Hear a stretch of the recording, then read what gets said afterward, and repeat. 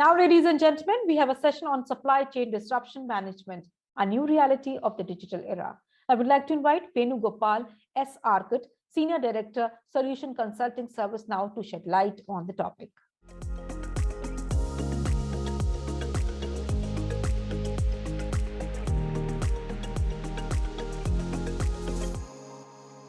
A warm welcome to all of you. A very good day. Today, it's my pleasure to talk about supply chain disruption management, and it's a new reality of the digital era. I'm Venugopal S Arcot, Senior Director for Solution Consulting in India. It's no secret that retail market is changing on many fronts. If you talk about heightened demands due to increasing customer expectations and radical transparency, the mindsets are changing because the generations have changed. Today, we deal with generation X, Y, and Z, fragmenting customer profiles and decreasing shopper repertories. Channel expansion is another challenge that faces. Mobile first and everything is became the generation's need, and everything can be delivered from a drone to many other possibilities. The delivery is happening these days. We also talk about contact and contactless in many ways. The new tech and business models are changing to how the way the business works today. The machines are playing a very important role, and smart data and data analysis are making newer ways to engage in a more enhanced customer experience and customer solutions. Growth of non-retail models is another area where the business models are evolving. Last but not the least, economics are under heavy pressure. As we've seen during the pandemic, that it evolved into a newer ways of defining businesses. The logistics business went through a massive churn as truck drivers were not available, to making contact to contactless when you enter into gates. The various ways it defined a new way of digital way of engagement. That's why this very topic is about a digital era, and digital era that's evolving retail systems or retail businesses and the disruptions associated with it, because at the last mile, it's the supply chain that matters. So I'm going to talk you through with different areas as we go through with the subject today. Major tensions that make it really hard for the retailers is in the context of run versus running the business, that is the operations, versus changing the business, which is the innovative part of it. We've all heard about it, but that's the dilemma that we exist. The second one is emphasizing center-led standards. That's the control part of it, to flexibility. How much should we control? How much should we let go? Because the time has come that there's no more require a physical signature. It could be a digitization of entire workflow. That's where we need to see what is essential, where must have versus nice to have. And after all, we need to ensure that the regulatory framework is mindful of the regulatory frameworks as well. And that's the control part of it in other ways. Rely on art of retail, the human instinct, versus relying on science of retail, which is a math and science, the behavioral models. As a person comes into a bank, as he or she comes to ATM and sees that experience of how it works. In different industries, retail plays a very important role, delivering consistent quality and brand promises to adapting new business offers. And last but not the least, delighting investors and as delighting customers. The different paradigms altogether, but everything comes together in terms of looking at it. The 5 imperatives that we fight to being stagnant or progressive is a choice one has. What do I mean by that? Adapting to today and preparing for the future is one part of it. Do you want to be the me too and will have no reason to exit, or lengthen your strategy to horizon? The second part is access and obsession to our customers and their experience. In many ways, this particular aspect is defining various ways of customer engagement. Many of our customers are asking about, how do I make an average handling time? Or for example, if it's 7 minutes, the math comes to about 5 minutes, solving a problem within 5 minutes and 2 minutes to provide enhanced experience around newer products and solutions for our customers. So customer experience is becoming a fulcrum in terms of defining our retail industry itself. The third one is about creating the fuel for scaling and ongoing technology investments, because technology investments are going to be in many different ways, and it covers the front office, the middle office, and the back office. At the end of the day, the back office is the backbone that drives the business in many different ways. And the front office provides the customer experience. But all of these three dimensions are connected and interconnected in many different ways. Collaboration becomes a very important aspect. And human error is prone to happen. And hence, automating more decisions, and that's why you say that my data beats your gut, is what makes it building open data sets and then requesting behavioral changes through data. And last but not the least, get great of innovation and managing complexity. These complexity management through innovation, through agile principles and migrating to service-oriented architectures helps in a very clear visibility from business to the lowermost item. I could use an asset or a configurable item in many different dimensions, but definitely it plays a very important role being in one single area or a container that defines into different workflows. So I'm going to just go into the next part of this about every single business needs to, in terms of simultaneously adapt to the present and prepare for the future. What do I mean by that? Today, if you look at it, there is customer insights, macro trends, journeys, social listening, competitors, the industry's expertise, experts, and many other areas in influence coming from funding and PE funding that comes in place. But startups and technologies play a very important role in changing the way we organize our business and differentiate it. In one of the largest online retailers, 73% of the consumers expect a personalized experience. Next is 71% of our consumers express frustration when their shopping experience is impersonal. And there's a lot of investment going into how do I personify an experience, personalize an experience. And there are a lot of investment going into that area. Last but not the least, 23% only actually experience it. But I say that these are statistics and these are numbers. There's a thought going behind in terms of what makes these experiences a wow experience. Right from personalizing experiences to personating an experience and actually experiencing it. There is a whole science that goes behind it. Retailers want to understand customers at an increasingly individual level to provide relevant and personalized experience. It is important that there is a generation of different thought lines and there is a generation of diversified thought lines. How do I bring in and understand these diversified thoughts into one singular way and make that diversified way of offering those solutions for each one of them is one of those ways that each of these organizations are thinking and acting upon in putting these bricks together. Retailers are using virtual and augmented reality to change how they engage people, both in and out of the store. It's not just about coming to a store and shopping, but it's about the shopping within the experience within the store is one of the ways that we try to take care of the customers. And as they exit, what is their experience as they enter within the store and as they go for billing and exit when they carry the baggage out? Is it seamless? Are there any friction? There's certain workflows that help in making those experiences. Is the customer coming with a happy face? Is the customer going with an happy face? A lot of technologies play a very important role in making those connections possible. In 2018, if you see, there were 51% of the retailers offer the same day delivery. In 2019, it became 65%. In 2020, the statistics says that it is evolving to near about 70 to 75%. By 2023, the logistics firms expect to provide same day delivery, that is 78%. And by 2028, it's going to be 40% and a two-hour delivery. Things are changing for better. And there are technologies that help in make this possible. Now, retailers are piloting autonomous delivery both on land and in skies. And this is a need of the hour because we talk about contact and contactless type of deliveries.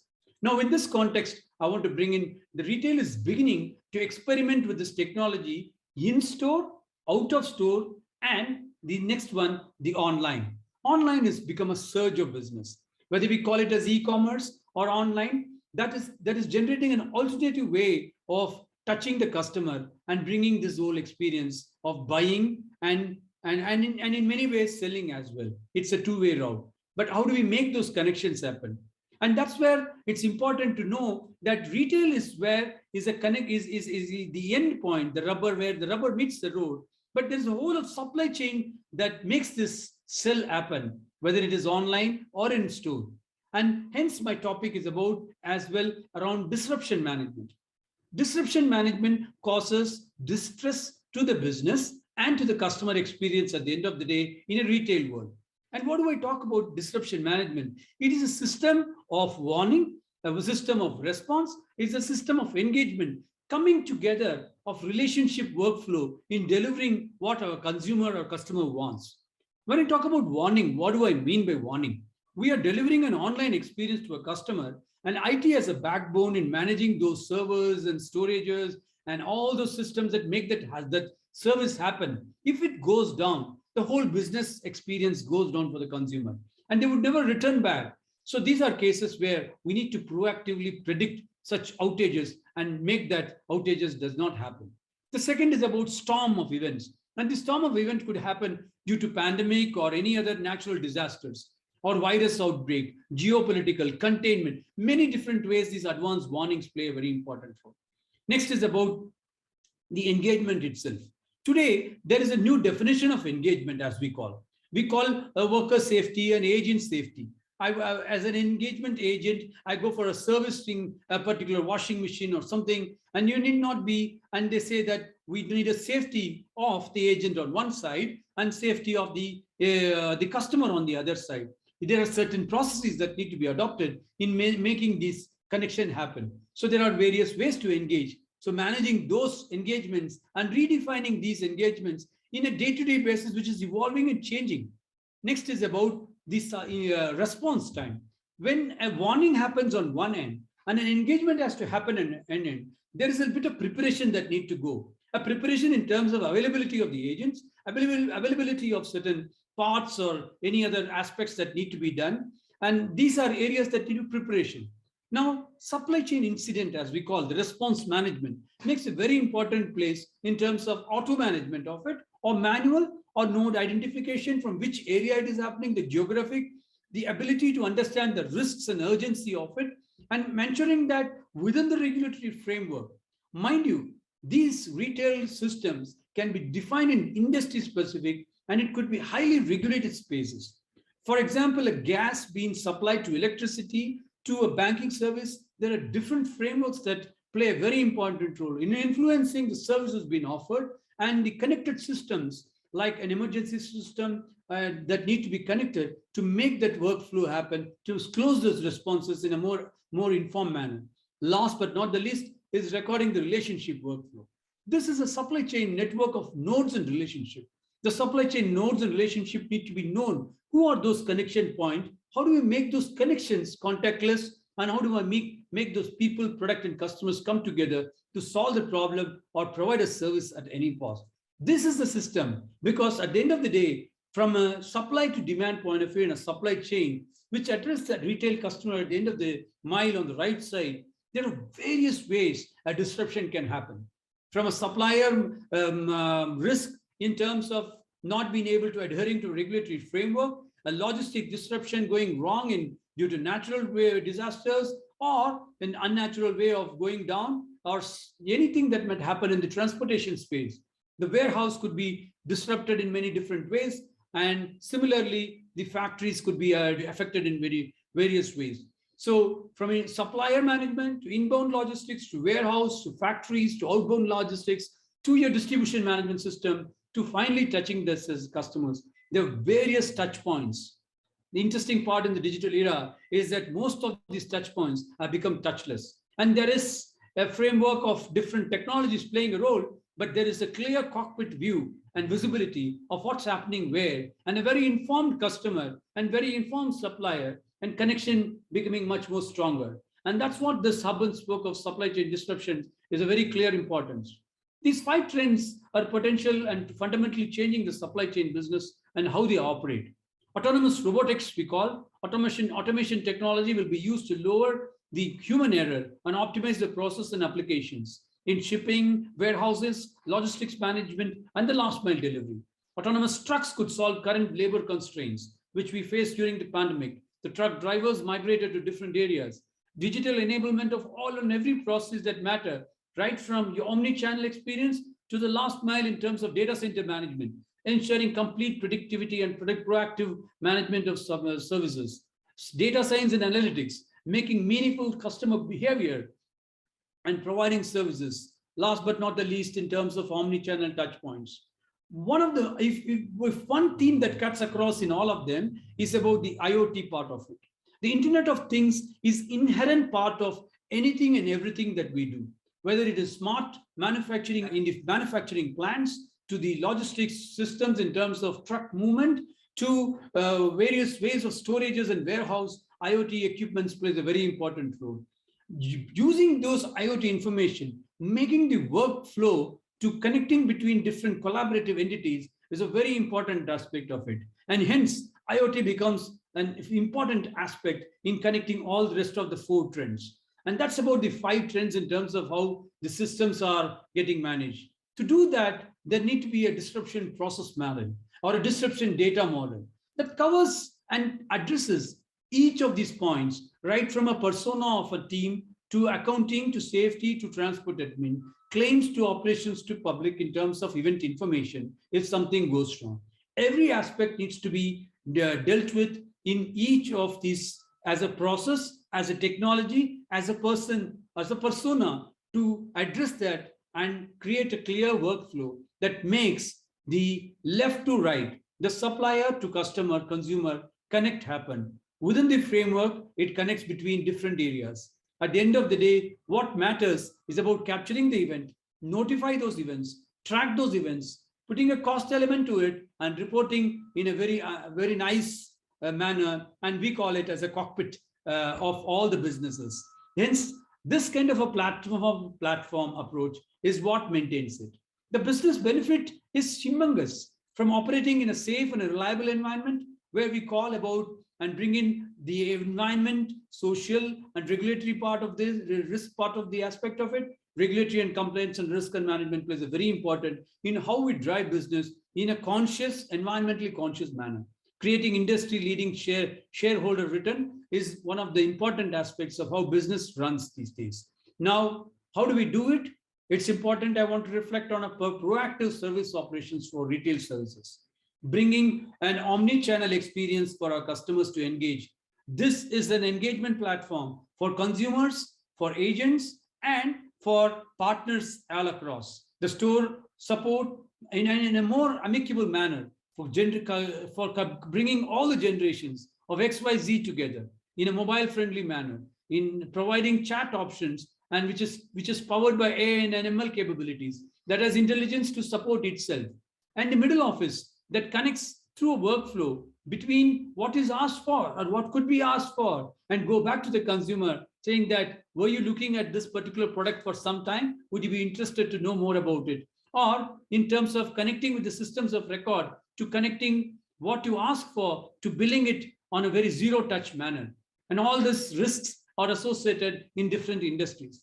Having a continuous monitoring, whether it is banking or electricity or a gas, having a continuous monitoring makes a very important inherent aspect of the workflow itself. At the end of the day, the systems of records are important. From stores operations to payment processing, e-commerce and e-stores, store inventory to delivery and receiving, our IT services or payrolls to store monitoring and various others. Operation resilience plays a very important role. The availability of these systems determine the profitability of the business and hence the backbone of how the business runs. Now, if there is one single common data model that covers and has all this information and makes the business run, and that's the platform called the ServiceNow. With this, I would like to thank you for patiently listening to this and go through with the next of the panel. Thank you very much. Wish you all the very best.